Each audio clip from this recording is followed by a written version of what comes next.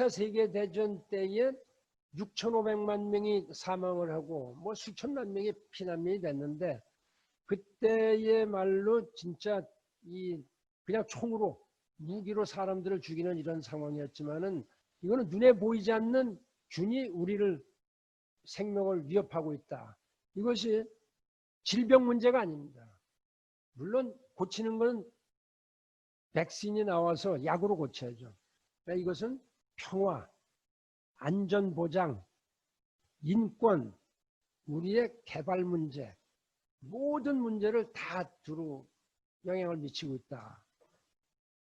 다행히 저 백신 개발이 좀 가시권에 들어왔다 이렇게 얘기를 해서 다행으로 생각을 하고 있지만은 코로나19는 아직도 맹위를 떨치고 있다. 인도 같은 데서 하루에 9만 명, 9만 5천 명이 확진자가 발생하고 있습니다. 우리 대한민국은 지금 하루에 100명만 넘으면 그냥 바들바들 떨고 있는데 막 9만 명 이상이 막 나오죠. 다른 나라 많이 그렇게 됩니다. 이런 것을 어떻게 설명해야 되겠느냐. 내가 좀 역사적으로 이렇게 쭉 보니까 좀 어떤 퍼스펙티브를 그냥 현상에만 보지 말고 퍼스펙티브를 이렇게 보니까 여러분 잘 아시다시피 1918년에 스페니쉬 플루가 나와서 3,500만에서 5천만을 죽였다. 정확한 통계가 안 나옵니다. 이게 벌써 200년 전이기 때문에. 그로부터 60여 년이 지난 50여 년이 지난 1968년에 홍콩 플루라는 게 생깁니다. 50년 걸려서 많은 사람이 죽었죠. 그 다음에 약 30년쯤 지나가서 2000년 되기 나서부터는 2, 3년 도리로 간격으로 팬데믹이 발생하고 있다. 2003년에 잘 아는 우리도 당한 사스, 2009년에 H1N1, 한국에 잘 안 하기 때문에 모릅니다. 내가 유엔 사무총장 때 이 H1N1 백신 개발한다 이렇게 해서 얼마나 애를 썼는지 모르죠. 주로 아프리카 이쪽으로 다 많이 갔죠. 조류 독감이라는 것이 에이비안 플루, 인플루엔자, 이게 2013년, 또 메르스가 2013년에 또 나왔죠. 우리나라 그냥 되게 당했죠. 거기서 경험을 얻어서 지금 질병본부, 질병관리청이 생긴 겁니다. 우리가 좀 그래도 다른 나라보다 잘할 수 있었다. 이런 건 그때 쓰라린 경험에서 나오는 겁니다. 우리가 잘 모르지만 2016년에는 지카라는 또 질병이 중남미를 휩쓸었습니다. 내가 유엔 사무총장 때 에볼라라는 것이 아프리카를 휩쓸었죠. 그 다음에 드디어 좀 코로나가 이렇게 또 나왔죠. 빈번히 발생하고 있다. 어떻게 해석을 하고 어떻게 대응해야 되느냐. 그건 우리가 잘못했기 때문이다. 이렇게 말씀드릴 수밖에 없다. 우리의 그 생활 행태, 태도 이런 것이 바뀌지 않으면 안 된다. 이렇게 얘기합니다. 그래서 내가 얘기하는 거는 그 기저에는 자연환경 변화와 기후변화가 있다. 생태계를 우리가 파괴했기 때문에 그렇다. 이런 것을 우리가 마음에 잘 둬야 되겠다. 여러분들 뭐 다 종교를 다른 거를 믿을 겁니다. 뭐 기독교, 불교, 뭐 여러 가지 또 기독교 중에도 여러 가지 이제 종파가 이렇게 다른데 신교, 개신교 뭐 하여튼 기독교 이렇게 캐톨릭 이렇게 있는데 제가 작년에 그 프란치스코 교황님을 4월 달에 바티칸에서 만날 기회가 있어서 그 기후변화 문제에 대해서 이렇게 말씀을 좀 나눴습니다. 교황님이 그 말씀을 참 아주 딱 가슴에 와 닿는 말씀을 하시는데 신은 언제나 누구나 다 용서한다는 거예요. God always forgives. Human being sometimes forgives. 그러나 nature, 자연은 절대 결코 용서한다. Nature never forgives. 얼마나 참 지당하신 말씀이냐. 다 아는 얘기입니다, 사실은. 다 아는 얘기. 지난 금년 5월 달에 교황께서는 이건 제 개인의 대화를 나눈 겁니다. 제가 그때 그래서 하도 그래서 그러면 내가 전직 유엔 사무총장이지만은 이 기후변화에 대해서 계속 노력을 하고 있으니까 이 말씀을 내가 좀 인용을 해도 되겠습니까? 얼마든지 인용하라. 올해 5월 달에 여러분 기자회견 하신 것, 교황께서 하신 것 신문에 봤을 겁니다. 코로나 바이러스가 자연의 이 분노, wrath, 영어로 wrath, 분노인지는 모르겠지만 그러나 분명히 자연이 우리에게 보내주는 반응이다. 반응이다. 인간사회에 주는 반응이다. response다. 이렇게 말씀을 하셨죠. 이 말씀 잘 기억해 두세요. 이게 참 진짜로 타당한 말씀이다. 이렇게 얘기합니다. 많은 학자들이나 인문학자들 특히 이분들이 우리가 뭐 before Christ, after BC, before Christ 이렇게 하는데 before 코로나 이것도 뭐 하다 보니까 BC가 되는데 그 다음에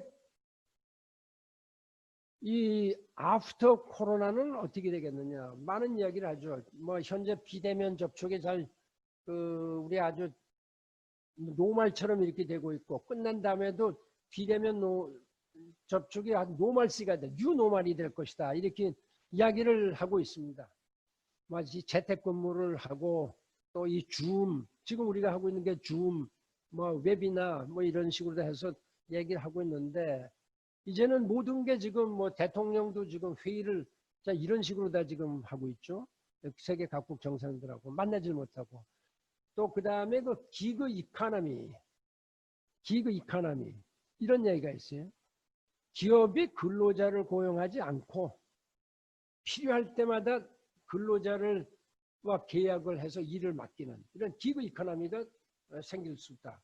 노동세계에 큰 변화가 올 수도 있다.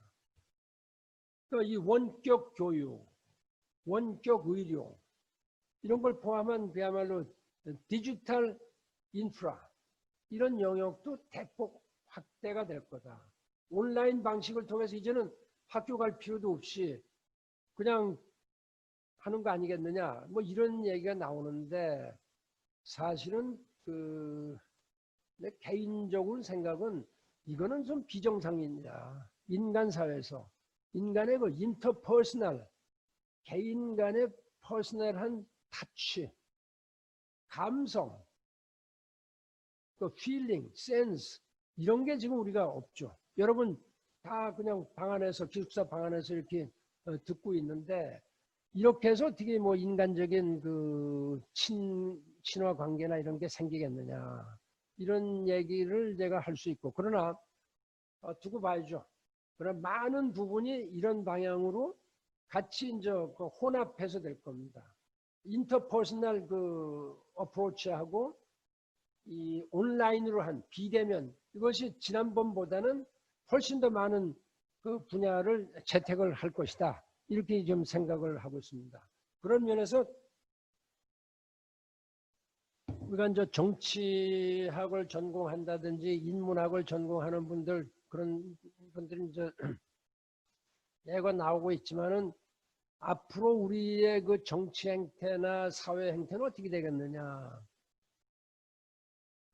이런 걱정을 하는 사람도 있죠. 이미 소위 그 빅브라더 가버먼트 그 아주 강한 힘을 가지는 정부가 시민들의 생활을 전부 다 사사건건이 다 지배를 할 것이다. 이런 데 대해서 걱정을 하는 사람들이 없지 않아 있습니다.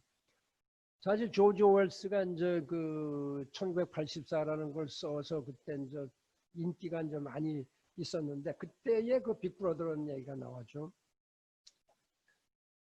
여러분들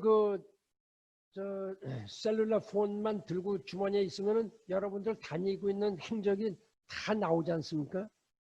다 이런 거 지금 트레이싱, 소위 그 트레이싱을 하죠. 우리가 테스팅,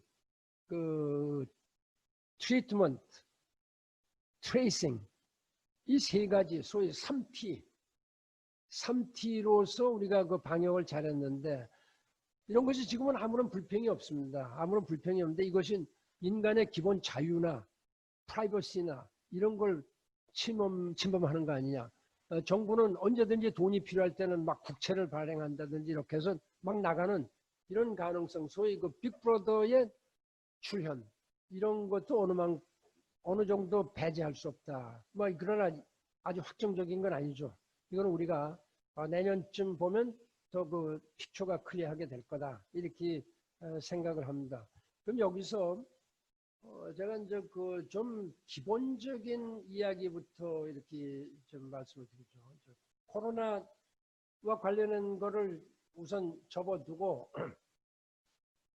유엔이 인류 사회가 앞으로 어떻게 나가야 되겠느냐 이런 데 대해서 제가 유엔 사무총장 때 두 가지의 아주 중요한 비전을 인류 사회에 제시를 했습니다. 하나는 Sustainable Development Goals 17개의 그 목표를 가지고 그게 제시를 했죠. 또 하나는 2015년 12월 12일 날 파리에서 채택이 된 Paris Climate Change Agreement. 아까 말한 건 그 9월 25일 날 2015년 그 Sustainable Development Goals. 내가 연세대학교에 반기문 센터 on Sustainable Development Goals 이거를 세운 것은 그겁니다. 제가 여기 아마 혹시 저 보이는지 모르지만은 이거 연세대학교에서 이렇게 다 배급한 겁니다. 이거 그러나 유엔에서 만든 배지죠. 이거 17개의 다른 색깔이 가난 극복이라든지 양성 평등이다, 교육, 질병 예방, 보건, 식량, 뭐 도시, 물, 에너지, 뭐 기후 환경, 뭐 등등 이런 17개의 목표를 다 색깔별로 이야기하죠. 나도 이게 무슨 색깔인지는 무슨 저 골인지는 잘 분간을 못하지만 이 자체가 주는 의미가 대단하다. 인간은 몇만 년, 수백만 년에 태어나서부터 기본 욕구가 있습니다. 안전하고 배고프지 않고 아프지 않고 편안하게 미래를 잘 설계하는 이러한 그 아주 편안한 안전한 이런 풍요로운 이런 사회를 갈구하고 있는 거죠. 이러한 노력이 처음으로 이루어진 것이 사실은 유엔이 1945년에 생겨서 다 노력을 했지만은 본격적으로 한 건 1987년부터 그 노르웨이의 그 총리를 하던 브룬틀란트라는 그 지도자가 있습니다. 지금도 저하고 이제 같이 세계 원로 그룹에서 같이 일을 하고 있는데 이분이 여성으로서 아마 거의 최초로 총리를 3번씩 노르웨이에서 하면서 그때의 유엔의 위임에 따라서 브룬틀란트 커미션이라는 걸 만들었죠.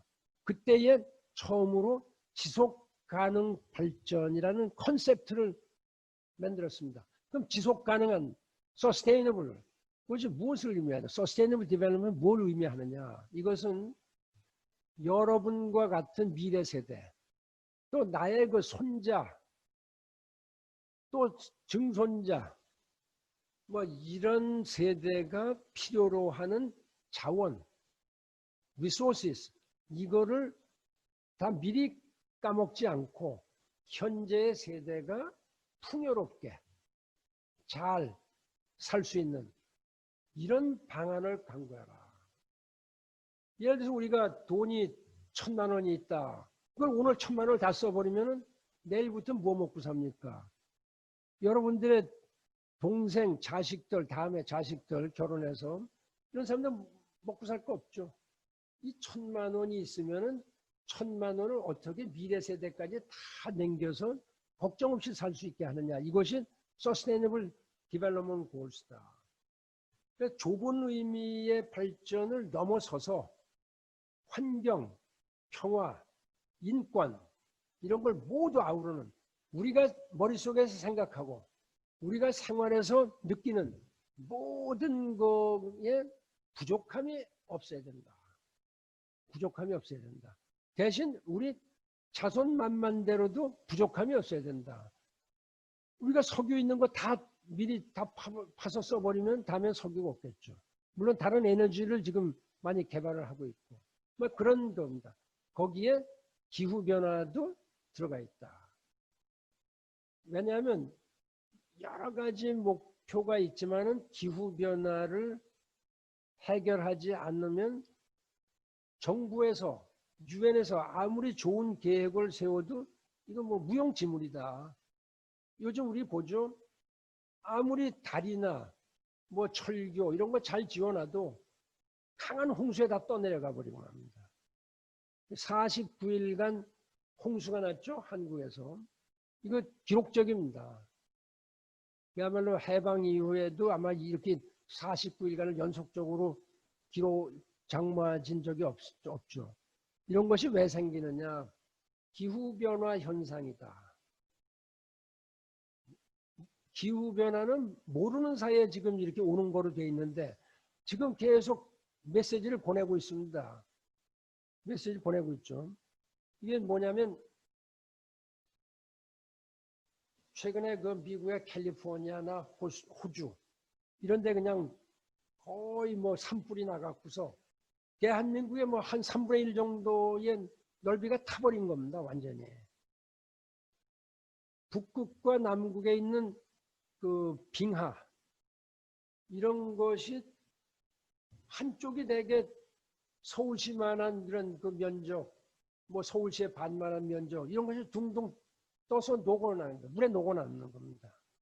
이런 거 어떻게 우리가 대응해야 되느냐. 그래서 이 기후변화에 대한 걸 갖다가 1982년부터 느끼기 시작해서 노력을 많이 했는데 이것이 약 30년 이상 지나가서 제가 있을 때에 타결이 된 겁니다. 전 세계 모든 나라들이 합의한 거죠. 대단한 겁니다. 사실은 30년 걸려서 된 거죠. 그 전에 여러분이 많이 들었던 교토 프로토콜이라는 게 있을 거예요. 교토 기후협정. 그것이 1992년에 됐죠. 97년에 이제 조인이 완전히 발효가 됐는데 여기에 보면요. 미국 빠지고 교토가 일본에 있는데 일본도 자기 나라에서 하는데 서명하고 빠져버립니다. 카나다 빠지고 뭐 한국이나 이런 나라는 원제 그 당사국이지만은 소위 A, B 하면 B 그룹에 속한 중국, 한국 이렇게 많은 그 온실가스를 낸 나라들은 B 그룹에 속하니까 이 어떤 그 의무사항이 아니다. 의무사항이 아니다. 그러니까 전부 다 뭐 미국이나 일본 이런 큰 나라들이 해야 되는데 그거 다 빠지고 의무사항을 해야 되는 나라들 세금을 안 내는 겁니다. 부자들이. 근데 세금을 내지 않아도 되는 가난한 사람들은 그 가난하진 않더라도 하여튼 의무가 없는 한국, 중국 이런 데는 또 안 해도 되고 그러니까 교토 프로토콜이 그냥 무용지물이 돼버렸죠. 그래서 이래서는 안 된다. 모든 나라가 의무를 지는 조약을 만들어야 되겠다. 그래서 2015년에 그 파리에서 기후변화 협정이 채택이 됐다. 이거는 그냥 쉽게 된 건 아니다. 제가 2007년부터 2015년까지 9년 동안 몸소 이거 그냥 말로 다 유엔 본부에 앉아서 이렇게 하십시오 해서 안 되겠어요. 그래서 전 세계의 기후변화 현상이 일어나는 데는 내가 그야말로 위험을 무릅쓰고 다닌 겁니다. 우리나라에서 북극에 갔다 온 사람이 몇 명이나 될까요? 아마 거의 없을 겁니다. 내가 북극을 4번 갔어요. 4번. 남극도 한 번 가고. 지금 물론 저 남극 세종연구소가 있고 북극에 또 우리 한국에 연구소가 있으니까 그분들은 거기 가서 연구를 하고 있죠. 그러나 그거는 극지방이 아니라 상당히 그 살만한 이런 데에서 얼음 위에서 사는 거죠. 그러나 나는 아주 위험한 데까지도 내가 직접 가고 그 우즈베키스탄에 가면 LRC라고 있는데 그 바다 같은 데가 관리를 잘못해서 인간의 힘 때문에 소련의 잘못으로 완전히 바다가 드러낸 겁니다. 그 다음에 차드에 가면 차드 레이크 차드가 있는데 이것도 뭐 우리 이거 시와호 이런 건 아무것도 아닐 정도로 넓은 바닥 같은 호수가 완전 16분의 1로 줄어들었다. 막 이런 식의 그 아주 엄청난 일을 봤죠. 내가 헬리콥터를 타고 40분을 어디를 갔는데 레이크 차드를 간다고 갔는데 그 40분 날아간 게 밑에가 다 모래더라고요. 모래. 나중에 들어보니까 내가 40분 날아간 거리의 모래가 다 물바닥이었다. 호수 바닥이었다. 얼마나 놀랄 일입니까? 이런 적이. 그래서 제가 이 한국에서 외교관하고 뭐 그럴 때 되게 나보고 사람들이 좀 조용한 사람이다. 좀 점잖다. 그냥 좋은 표현이죠. 점잖다. 아주 조용하다. 뭐 조용한 외교를 한다. quiet diplomacy를 한다. 이런 그 닉네임 같은 게 붙었는데 사실은 기후변화에 관한 나처럼 시끄럽게 돌아다니고 뭐 그냥 속된 말로 방방거리는 사람은 없었다. 그래서 그게 이루어진 겁니다. 그래서 지금은 기후변화하면 뭐 반기문 뭐 대개 이런 게 거의 이 동렬로 다 이렇게 이제 아이덴티파이가 되는 이런 그 상황이죠. 그런 점은 뭐 내가 자랑을 하는 게 아니고 그럼 지금은 어떤 상태냐. 사실은 5년째입니다. 지금이. 합의할 때는 전부 다 박수치고 그 다음에 안 하는 거죠. 제일 대표적인 게 미국이죠. 트럼프 대통령이 2017년 1월 달에 부임하고 나서 파리 기후변화 협정에서 빠진 겁니다. 그러면 미국처럼 두 번째로 큰, 그러니까 이 14% 세계의 이 그린하우스 가스 에미션의 14%를 차지하는 미국이 딱 빠지고 세계에서 제일 부자가 빠지는 겁니다. 돈을 제일 많이 내야 돼요. 그러면 남들도 안 하는 겁니다. 남들도 안 합니다. 예를 들어서 우리 삼성의 회장 같은 분이 나 세금 안 낸다 라고 빠지면 누가 세금 내려고 그러겠습니까? 예를 들면 대통령 같은 분들이 나 세금 안 낸다. 그러면 국민들이 세금을 안 내겠죠. 돈에 안 거치는 겁니다. 안 하죠. 중국 마침 잘 됐다. 미국도 안 하는데 왜 중국이 하느냐. 물론 중국이 돈을 안 낸다는 거 아닙니다. 내죠. 그러나 열정이 떨어져 있다. 이런 게 참 큰 문제입니다.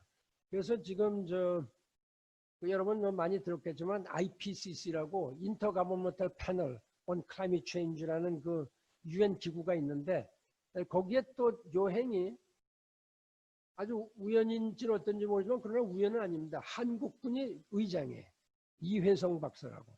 이게 한 2,500명의 세계에 제일 가는 기후학자 또는 과학자, 환경학자들 이런 분들이 모여서 이런 유엔의 그 어떤 자문기구죠. 여기에서 2018년 10월에 송도에서 회의를 해서 그 지구 온도를 원래 파리 기후 협정에 보면 섭씨 2도까지 제한을 해야 되겠다. 2100년까지. 그러니까 이래서는 안 되겠다. 1.5도다. 그런데 이미 우리 인간 사회가 0.8도를 까먹었습니다. 이미 오늘 순간. 그러니까 지난 250년 동안에 지구의 온도가 0.8도 올라간 겁니다. 나머지는 0.7도죠. 0.7도를 우리가 2050년까지 맞춰야 된다. 이런 식으로 우리가 대한민국도 그렇고 일본, 중국, 미국 하도 이런 식으로 가면은 3도에서 4도 올라간다. 이런 연구 결과가 나옵니다. 그러면 지구, 인간 다 멸망이다. 앞으로 100년이나 200년 그 사이에 인류의 대멸종이 생긴다. 인류뿐만이 아니고 모든 동식물의 멸종이 생긴다. 우리가 지구가 생긴 게 한 45억 년 되는데 그 전에 불덩이 같은 걸 다 지나가서 좀 지구가 제대로 식어서 이런 거 한 6억 년 정도, 5억 년, 6억 년, 5억 년 이렇게 된 새부터 이 동식물들이 발생하기 시작을 했죠. 공룡 같은 것도 나오고 쭉 이렇게 되는데 지난 10,000년 전까지 약 5번의 그 mass extinction이 생긴 겁니다. 5번에. 전 지구에 있는 동식물들이, 생물들이 다 죽었죠. 93%에서 97%가 다 죽은 겁니다.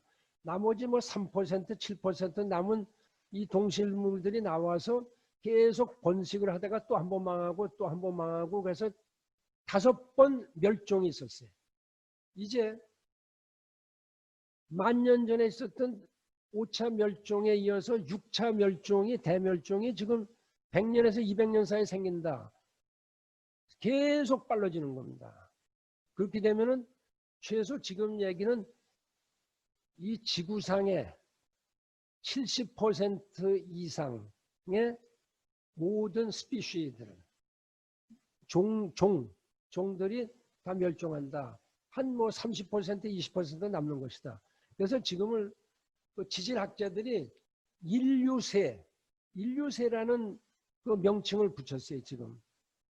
이거는 계속 더럽힌 건 인류들이다. 이걸 영어로는 엔트로포신이라는 이런 그 지질학적인 얘기를 했죠.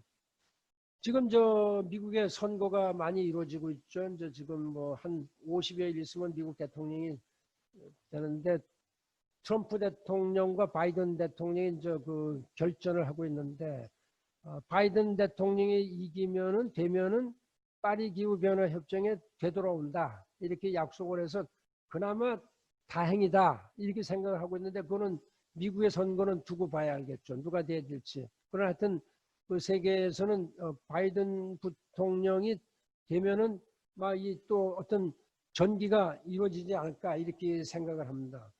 우리나라는 어떻게 하느냐? 우리나라는 그 소위 말하는 그 G7이라는 게 이제 세계에서 제일 부자들이 G7에 속하는데 나쁜 의미로 G7에 속합니다. 그러니까 온실가스 배출량이 세계에서 7번째 만에.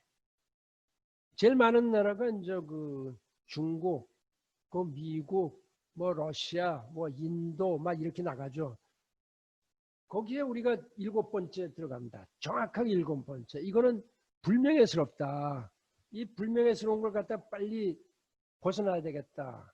지난번에 그래서 대통령께서 7월 달에 그 그린 뉴 딜을 이제 발표했습니다. 그린 뉴 딜을 발표하는데 이게 이제 우리가 코로나 때문에 여러 가지로 고생을 하니까 이 경제를 단기간 내에 회복을 시켜야 되겠다. 이런 그 5년을 앞둔 단기 경제 정책을 발표를 하면서 기후 환경에 대한 발표를 늦췄습니다. 그때 대통령께서 말씀하신 거는 단순히 탈탄소화 사회를 지향한다. 이렇게 이제 말씀을 하셔서 아마 여러분 신문에 봤으면 많은 학자들이 이래서는 안 됩니다. 라고 막 이제 글을 쓰고 저도 언론에 좀 그런 걸 갖다 비판을 하고 근데 자신이 국가기후환경위원회의 위원장이죠. 일종의 그 반공무원입니다. 이거는 공무원 조직이고 나는 공무원이 아니지만 이 공직을 지금 개인 자격으로 수행을 하고 있는 거죠. 그럼에도 불구하고 내가 비판을 했다. 이거는 좀 약하다. 좀 더 야심차게 2050년까지는 모든 걸 갖다가 다 제로로 만들겠다는 걸 갖다 왜 못하느냐. 이건 점을 오늘도 제가 이제 강조를 하는 겁니다. 근데 지금 유럽은 2050년까지는 온실가스를 제로로 만들겠다라고 야심차게 발표했어요. 여기에 세계에서 73개국이 우리도 하겠습니다. 해봐야 알죠. 우리도 하겠습니다. 근데 우리는 아직 말을 안 하고 있다. 그래서 제가 우리도 그렇고 또 유럽의 여러 나라들도 그렇고 이거 빨리빨리 해야 된다. 이런 점을 좀 강조를 하고 있다. 뭐 이렇게 말씀을 드리죠. 지금 이 탈석탄 정책하고 이 재생에너지 이것만 가지고는 지금 우리가 다 이걸 할 수가 없습니다. 재생에너지 깨끗하고 그렇지만 또 우리는 탈탄소화는 빨리빨리 하여튼 벗어나야 된다 이런 얘기를 지금 가지고 있죠. 여러 가지 유럽 연합이 지금 리드를 하고 있기 때문에 우리가 리드를 못하더라도 리드는 해나가야 된다. 난 늘 보통 이런 얘기를 합니다. 우리 기후변화 환경에 있어서 우리 지구가 하나뿐이 없다. 소위 플래닛 B가 없다. 지구 B가 없다. 고로 우리도 플랜 B는 없다. There is no planet B. Therefore, we don't have any plan B. 우리는 오직 플랜 A만 가질 수밖에 없다. 왜냐하면 지구도 하나뿐이다. 이런 점을 내가 이 구호처럼 이야기를 하고 있다. 여러분 이렇게 그 말씀을 드리고요. 그러면 여러분들의 역할, 좀 더 시간이 거의 다 돼가기 때문에 여러분들의 역할은 뭐냐? 여러분들 사실은 젊은 세대로서 여러분 걱정되지 않습니까?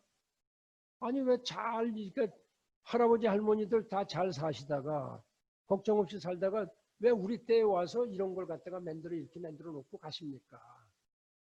사실은 챌린지를 해야 된다. 이 챌린지를 하는 사람이 대표적인 게 스웨덴의 17살 그 대학도 안 간 그 고등학생 그레타 툰베리라는 소녀가 합니다. 이런 사람이 지금 하나둘이 생기는 게 아닙니다. 내가 작년에 문재인 대통령을 모시고서 UN 그 총회에 가서 기후환경정상회의가 있었는데 그때에 문 대통령 이제 연설을 하셨죠. 그때 그 툰베리도 와서 연설했어요.